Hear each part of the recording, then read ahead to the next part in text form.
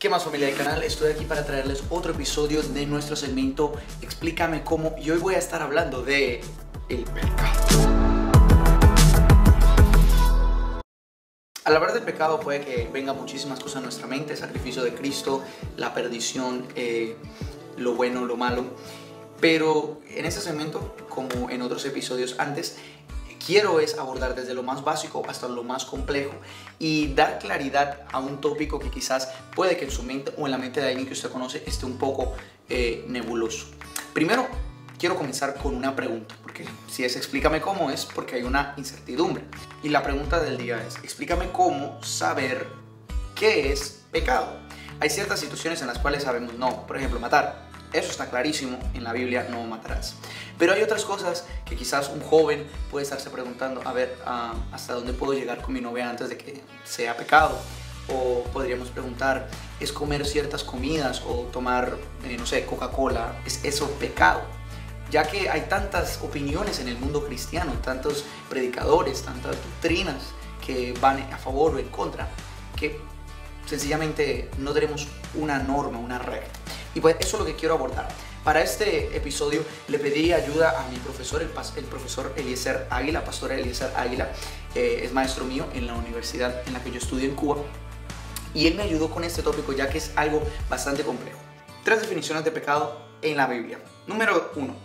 Es una relación rota con Dios, una separación de Dios. Y este es uno que quizás puede que te tome por sorpresa, porque la mayoría de nosotros conocemos el texto de Primera de Juan, que dice que el pecado es la transgresión de la ley. Pero este pecado, esta definición del pecado como separación de la relación con Dios, es verdaderamente el pecado original. Si vamos para atrás en la Biblia y abrimos el libro de Génesis, notamos que el primer pecado de Adán y Eva, ¿cuál fue? Dudar de Dios. Y la duda es lo contrario a la confianza. La confianza, todos estamos de acuerdo, que es la fundación de cualquier relación. En otras palabras, el primer pecado de Eva fue dudar de lo que Dios había hecho.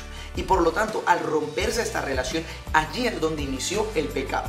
Dice Romanos 14:23, pero el que duda sobre lo que come es condenado, porque no lo hace con fe. Y todo lo que no proviene de fe es pecado. Lo que quiero resaltar en este versículo no es lo de la comida o lo de no la comida, sino el hecho de que lo que hace a algo pecado es el hecho de dudar. Es el hecho de que no sea un acto hecho en fe.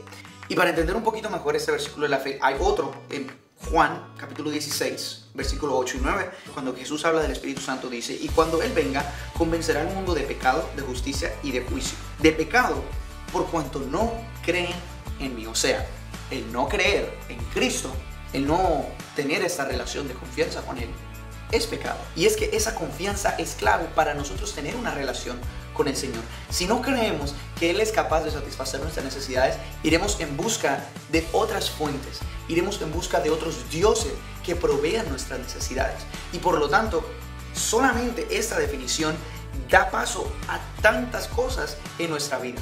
El segundo término que la Biblia utiliza para definir el pecado es el pecado como efecto de pecar, o sea, una actitud de cometer el pecado, el acto. Ahí es donde entra Primera de Juan. Pero, aunque esta es la definición más básica del pecado, existe dentro de estos mismos actos, de esta segunda definición del pecado, que es la actitud, una pequeña nota discordante para muchos. Santiago 4:17, que dice: el que sabe hacer lo bueno y no lo hace, también a ese le es pecado.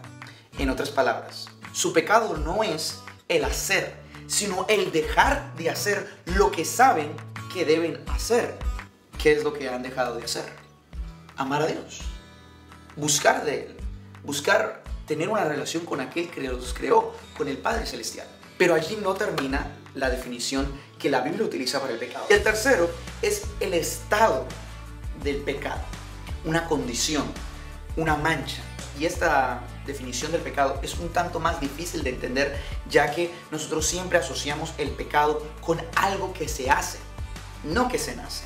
Pero al considerar que somos hijos de Adán y que Él eligió el mal, entonces nosotros automáticamente nacimos con una relación rota, nacimos en pecado y somos pecadores.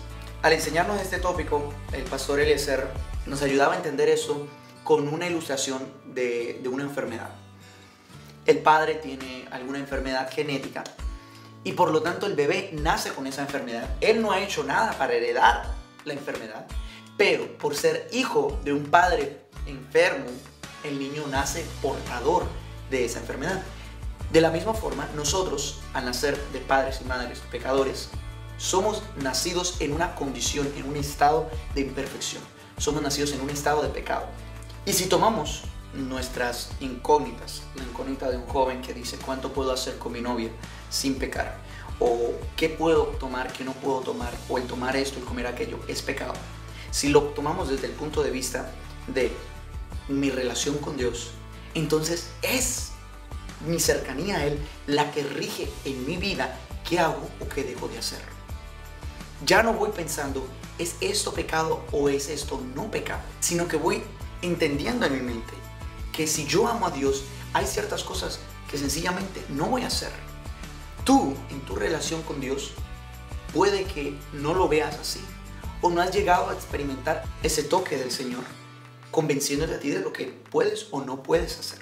Segundo, si mi entendimiento del pecado significa que yo veo el pecado no solamente en lo malo que hago, sino lo bueno que dejo de hacer, entonces ya no voy a ver la opción de puedo comer o no puedo comer esto si me hace daño o si es pecado, sino que pienso ¿qué puedo comer que beneficiaría mi cuerpo y glorificaría a Dios, siendo que mi cuerpo es templo del Espíritu Santo? Cambia completamente la manera en que nos aproximamos a esas dudas. Y ese tercer punto, entendiendo que nosotros nacimos portadores del pecado y tenemos esa inclinación hacia el mal, nos lleva a entender que necesitamos nacer de nuevo y ahora, en una nueva vida, ser llevados a hacer el bien. En fin, ¿cuál es el resumen de todo esto? Mi querido hermano, ¿qué es pecado? ¿Qué no es pecado? No te preocupes por eso. Aquí la cuestión no es estoy haciendo el bien o estoy haciendo el mal. El esfuerzo aquí no es para evitar el pecado, sino para estar cada día más cerca de Cristo y asegurarte que lo que te cura a ti no sean tus obras, sino la sangre de Cristo Jesús. Espero que este video haya sido de bendición, que haya podido aclarar algunas dudas. Espero que estas 3 definiciones del pecado hayan podido ser de bendición para ti. Una vez más agradezco a mi profesor, el pastor Eliezer Águila, por ayudarme con este tema. Si te ha gustado, ya sabes, darle like, suscribirte y especialmente compártelo con otros para que sea de bendición. Que el Señor los bendiga. Nos vemos en la próxima. Casi se me olvidó decirles que va a haber un segundo video, una segunda parte de este tema, así que no se lo pierdan la próxima semana, suscríbanse y ya lo verán.